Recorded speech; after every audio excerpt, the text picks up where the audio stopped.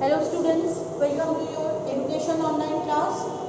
We are at the fifth part of the video, and in the last day we have discussed the responsibility of a family, the biological responsibility of the family.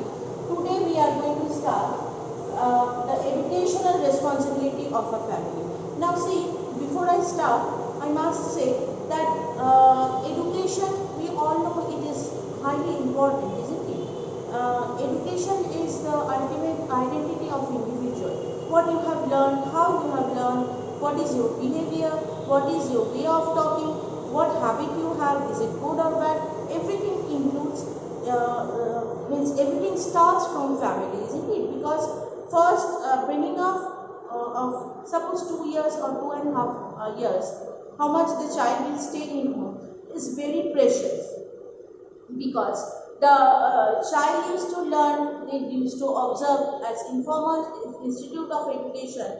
I have told you that home or family takes a very big responsibility, and they used to say that yes, this habit, this is very good habit, but is formed from the parents. This is very bad. Your parents should teach you this. So everything, when a baby or a child used to do anything, we used to say that maybe family is responsible, or the learning of the family or the teaching of the family is responsible. So family, being an informal institute of education, is highly important for all the individual, because right from the 0 day up to a certain age of the child will remain in family. Thus, we have discussed the biological need of the biological responsibility of the family. Today, we are going to start with the educational responsibility. Number one, responsibility of behavior. See, just now I was telling, suppose we see that sometimes someone is very rude. We used to say that what type of education the child has got. He don't know how to behave with elders. He don't know how to behave with others. Or maybe we appreciate sometimes that is how good behavior has got, way of talking, way of looking, everything depends on the family. So the responsibility of behavior is here. What type of behavior is child showing? That is very important. Next is responsibility of habit formation. Now see, plenty of good habits and plenty of bad habits are there.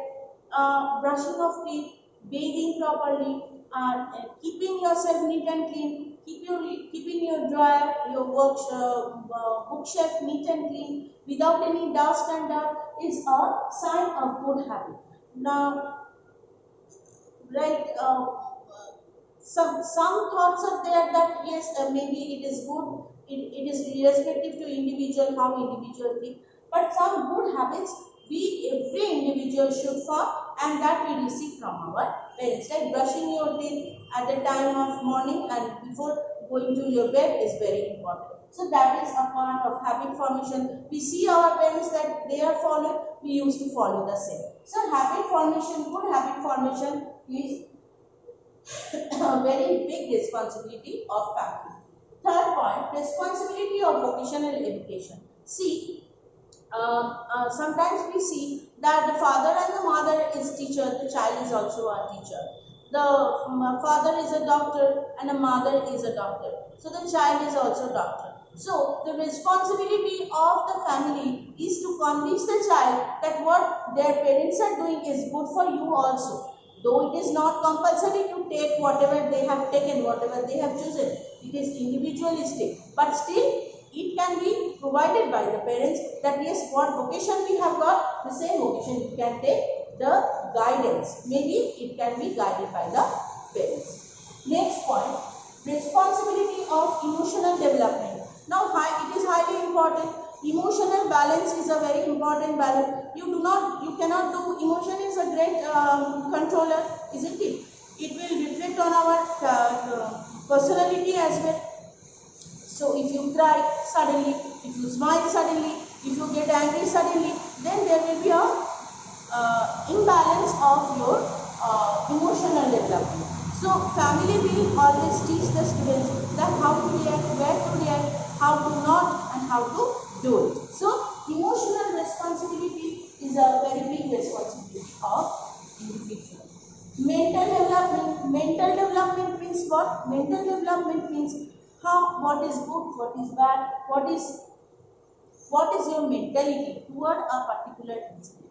So when something will happen, if the child will think something else, the parent's duty is to set up the mentality of the child that, see, you should not think it like that, you should think like this, isn't it? So the mentality and the mind and the way of thinking will be changed in individual. Next is responsibility of social development. See, being a part of the society, we have to pay some rules and regulations. We are bounded by some rules and regulations. So, suppose a child is very young and he is having temper tantrum, and the parents used to say, today we are going to a party, so over there many people will be there.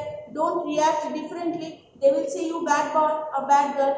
This we are habituated to listen, isn't it? And we used to guide that, এটা করো না, ওটা করো না, এটা করবে না, don't do this, don't do that. It is very good, you can say it like that, and it is bad to, if you behave, everyone will say bad to you. So this social development means group living, group culture, group thinking, thought of cooperation, everything will be taught by the parents to the child. Finally, responsibility of spiritual consciousness. Now, what is included in spiritual development? Spiritual consciousness means when someone is telling, yes, it is good or it is bad, it is correct, it is incorrect, morally it is well, it is not well, do's and don'ts of life. That also we learn majority from our parents, because we majority things which we experience is okay, but whatever our parents used to tell us, we used to think that yes, it is good what they are teaching us. So the morality, the goodness, the badness, the okay and do's and don'ts, everything we have learned from our parents. So these are more or less the responsibility of a family: behavioral responsibility, habit formation, vocational guidance, emotional guidance, mental development of mental health, you can say, social development, and finally spiritual consciousness, where the child will be conscious about the society and react accordingly. So this is all about today's video. Next day, in the next part, we are going to discuss the disquality of the family, or the disadvantages of the family. Thank you very much.